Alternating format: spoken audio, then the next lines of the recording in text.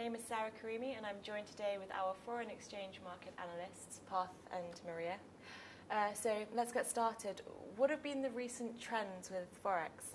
There's been an awful lot going on in the market, a lot of which has been actually driven by oil. So oil's been the main news story, and we've seen a lot of change in policies all around the world. Starting in the Eurozone, for example, we've seen the ECB introduce QE. We've seen the Swiss National Bank give a big shock to the Forex markets. We've seen some nice currency fluctuations in Asia, actually. And alongside this, in America, we've seen the FOMC, the Federal Open Market Committee, also change their market sentiment a little bit. So as I mentioned earlier, oil has been the big news story. I won't go into it too much. The commodities team will cover it in detail. But yes, it's been falling in price quite consistently since the latter half of 2014. It's been trading at a 6-year low quite recently. And this has had huge currency implications, not only for the economies and currencies that are exporting oil, but also those that are importing oil and using oil. It's had, basically, this fall in oil price is a lower inflation pressure on economies. And this means lower prices, and this puts quite a big strain on some economies. I see. I want to bring it back to the ECB point. Would you mind elaborating a bit more on that? Absolutely. Well, we're certainly in an era of abnormal monetary policy. In the Eurozone, due to oil as well, we've seen low inflation. And this has been a problem for Mario Draghi, who announced last year that he's really trying to fight this low inflation in the Eurozone. And so leading up to January of this year, it wasn't really a surprise that we saw QE occurring. But nevertheless, economists and traders sort of predicted that this was going to happen. So a lot of this was priced into the market quite early on. Nevertheless, on the 22nd of January, when Draghi announced his 1.1 trillion euro program, we saw the euro took a big bearish run. It hit a low at around 1.11 against the USD, which is an 11-year low. And we did manage to successfully short the euro just before the announcement, which was quite good. But looking into the future, we expect the euro to pick up a little bit, especially against non-USD pairs. This is due to an increase in inflows and also a pickup and acceleration of economic activity and growth in the Eurozone. So we're a little bit more optimistic about the euro. And in fact, there was quite a big appreciation yesterday, but we're going to put that down to a short squeeze. Okay, fantastic.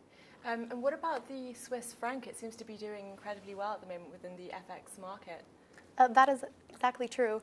The Swiss franc is considered a haven currency, so post-financial crisis we saw a lot of appreciation in the Swiss franc, which was really hurting the export markets of Switzerland, which is quite reliant on. So in 2011, the SNB decided to institute a currency peg in the Euro Swiss at 1.2. And this actually resulted in quite a bloated balance sheet. They ended up with around 496 billion Swiss franc in foreign currencies, which is actually 80% of Swiss GDP, so that was quite difficult. So without forewarning, the Swiss National Bank on January 15th decided to get rid of the peg, and this had a lot of very dramatic and fairly historical consequences. On the day, the Swiss stocks fell around 10%, and it also sparked an immediate 39% depreciation of the euro against the Swiss franc, which was very significant. It also hit particularly hard in Eastern Europe, where the Polish zloty depreciated around 40%.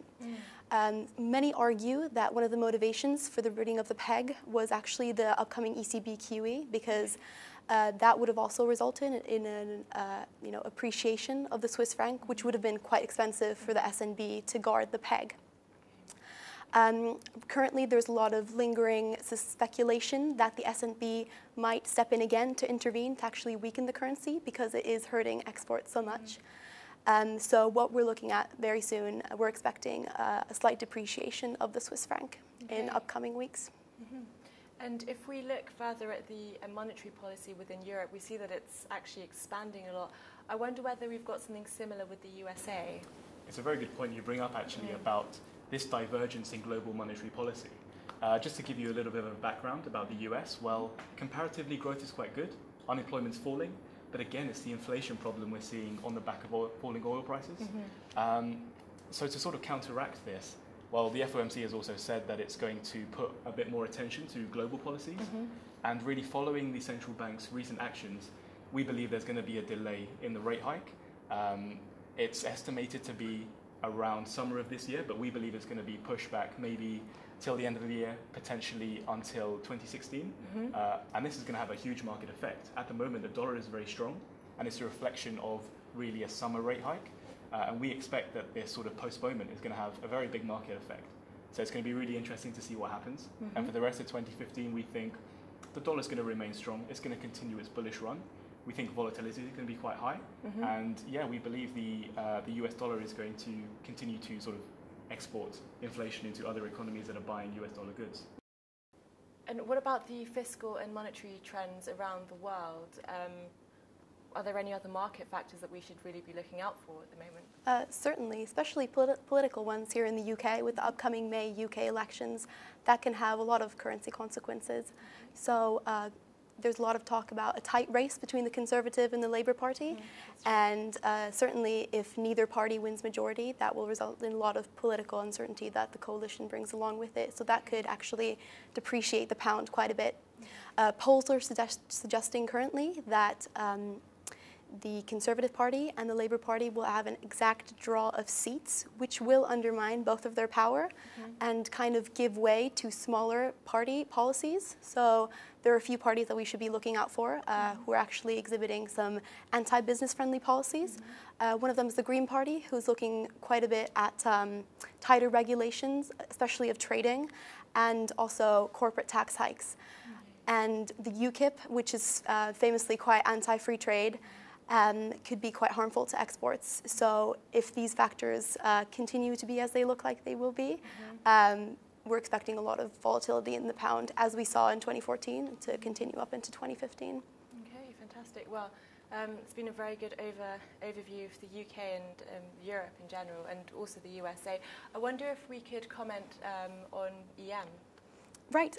In Brazil, the Brazilian real has actually taken quite a dip.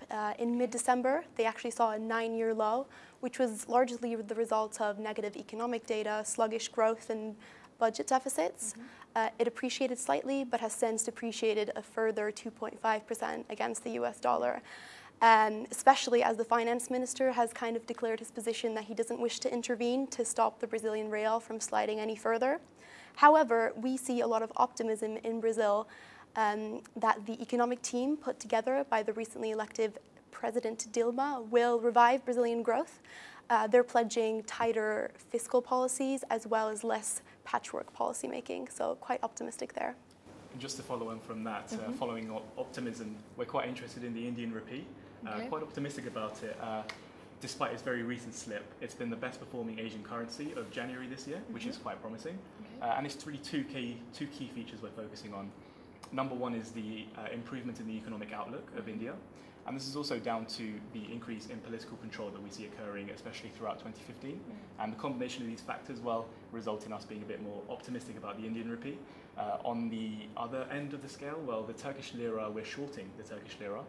And this is due to a weak Turkish currency. Again, due to two main factors. Number one, a fall in foreign investments, and also an increase in political tensions with some of Turkey's neighbouring countries. And this led to a 40% drop in exports, really hit the current account quite hard. So for these two reasons, we're less optimistic about the Turkish lira, but more so about the Brazilian real and the Indian rupee. Okay, fantastic. Well, on that note, thank you very much. Thank you very much. Thank you very much.